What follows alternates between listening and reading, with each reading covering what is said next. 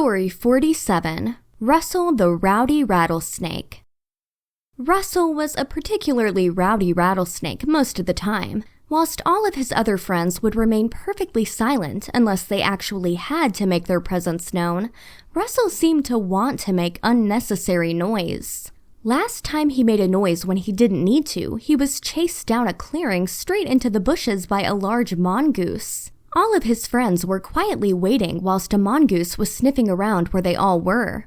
Although none of the other snakes had been found by the mongoose, Russell just couldn't keep quiet once it got to him.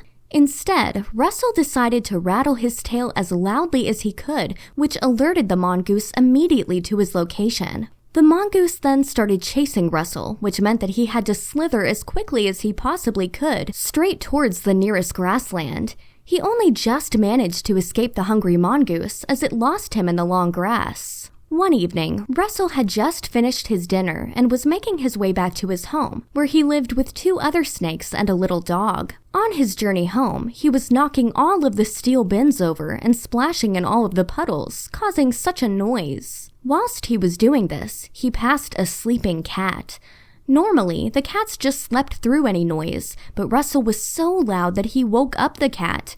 Before he knew it, he was being chased down the road by the cat and had to pick up the pace to avoid being caught. Just as he turned the corner to his house, he knocked over a stick which was propped against a large bin outside a restaurant.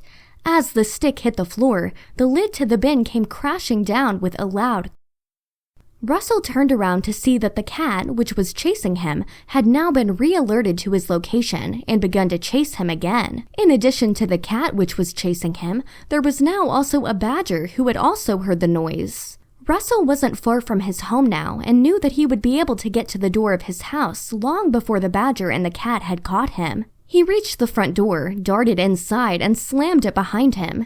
He had made it inside the house, but the cat and the badger were waiting outside his front door, along with many other animals who had all heard the rowdy noise which Russell had been making. Russell stood behind the door for quite a while listening to the animals outside, arguing about just how rowdy he was being every night. He went into the front room and spoke to his friends, who didn't see Russell's side of the story, and simply said, "But you are very rowdy, Russell. Maybe you should apologize." Russell listened to the crowd of animals outside his house and decided to try and calm them down. "Ahem," he said, addressing them all through his window. "I understand that you all think I'm rather rowdy. I do apologize for this and can only say that I will try and make less noise in the future. I know I've woken you all up tonight and promised to try and be quieter from now on." The animals all looked up and nodded at Russell, accepting what he had said. All of the animals started to wander away from Russell's house as he walked back inside.